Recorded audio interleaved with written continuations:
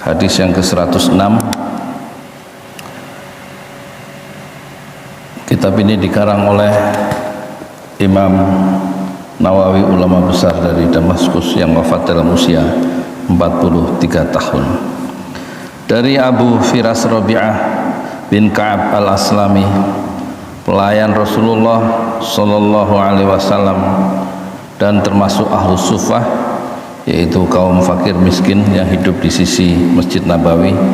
Dia berkata, kuntu abitu ma'a Rasulillahi sallallahu alaihi wasallam fa'atihi biwudu'ihi wa hajatihi faqal salni wa qultu as'aluka murafaqataka fil jannah faqal aw ghairu dhalik qultu huwa dhaka qal fa'a'inni ala nafsika bikathratis sujud. Rawahu Muslim.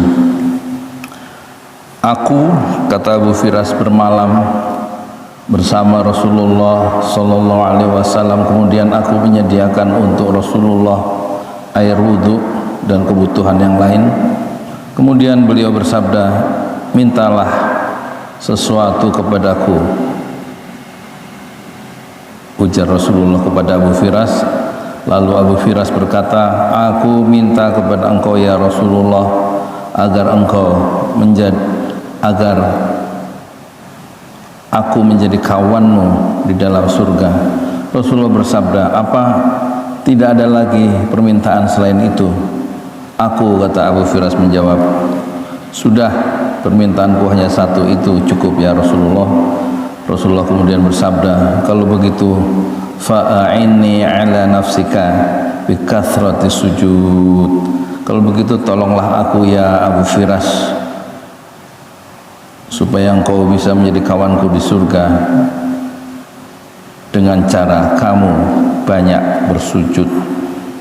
Fa'a'inni ala nafsika bikathrati sujud. Hadis riwayat Muslim. Hadis ini diriwayatkan oleh Imam Muslim dalam kitab salat bab keutamaan sujud dan anjurannya. Dan hadis ini ada beberapa kata yang harus dijelaskan, yaitu as-saffah.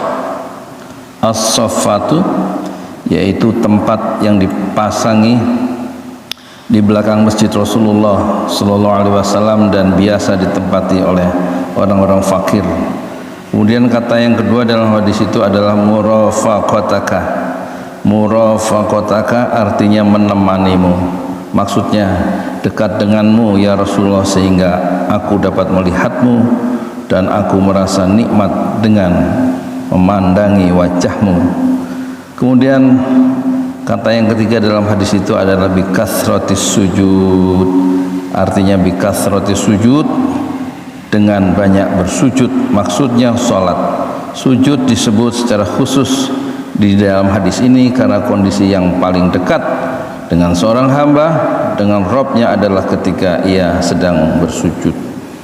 Ada 4 pelajaran atau mutiara hadis dalam hadis yang pendek ini. Pertama, hadis ini mengandung petunjuk bahwa surga diperoleh dengan usaha yang sungguh-sungguh dalam melaksanakan ketaatan dan dalam melawan hawa nafsu, sedangkan orang yang berjuang dengan sungguh-sungguh akan memperoleh kedudukan dekat dengan Rasulullah sallallahu alaihi wasallam di surga. 2, para sahabat memiliki keinginan yang kuat untuk bisa menemani Rasulullah sallallahu alaihi wasallam di akhirat nanti.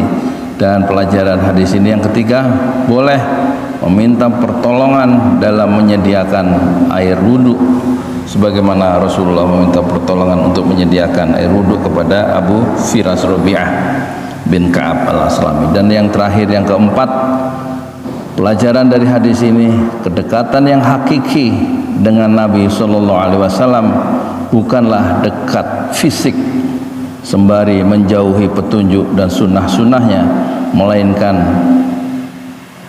dengan mengikuti petunjuk-petunjuk dari Nabi besar Muhammad sallallahu alaihi wasallam dan meneladaninya. Ketika seorang muslim mengikuti petunjuk nabinya dan meneladaninya, maka ia telah menjadi teman dekatnya nanti di surga. insyaallah. Demikianlah kultum singkat sesi lohor.